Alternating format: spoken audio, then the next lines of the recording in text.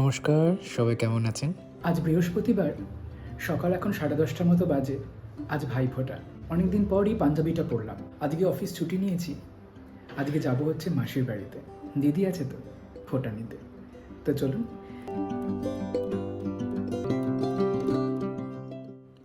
ওই দেখুন, দেখেছেন? দিদি অনেকক্ষণ ধরে বসে আছে আমার জন্য। বললাম না দেরি হবে আজকে পৌঁছোতে। ফোঁটাটা নিয়ে নিই, তারপর কথা বলছি।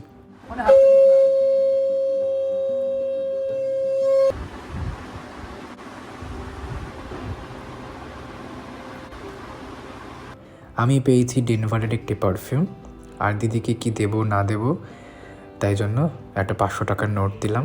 তোর যা ইচ্ছে তুই তাই কিনে নিবি তোর মতো। তোমাকে তো সকাল থেকে বলছি দিদা কখন আসবে, দিদা কখন আসবে। কখন এসছি বলো তো? আমি এসছি দুপুরবেলা 12টায়। মাও এসছে 12:30, আমার আধ ঘন্টা পর কাজ করে।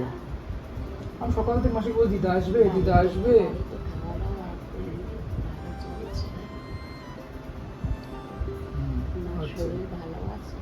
তোমার মাকে তুমি দেখবে তো? আমার মাকে দেখো, দেখলে বুঝতে পারবে।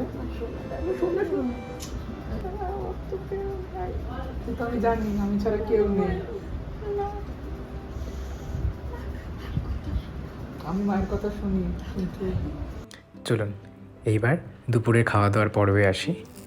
রয়েছে ভাত, ওদিকে একটা মাছ ভাজা, মাঝখানে রয়েছে মাছের তেল বেগুন দিয়ে, সুস্বাদু। আর এটা করাই হলো মাছের ঝোল, শাক হলো মটন। চলুন এবার খাওয়া যাক। আর এই হচ্ছে আমার সেই বন্ধু যে আমি মাসির বাড়ি এলে আমাকে এক চান্সেই চিনে যেতে পারে।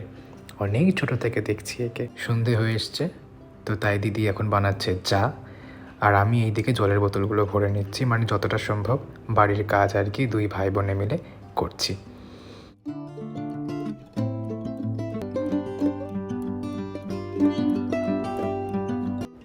ভাইফোঁটা আর বাজি ফাটাবো না, এমনটা কি হয় নাকি? চলুন বাজিগুলো ফাটিয়ে নিই। আমি আমার বাড়ি থেকেও এনেছি, প্লাস দিদির বাড়িতেও ছিল কিছু বাজি।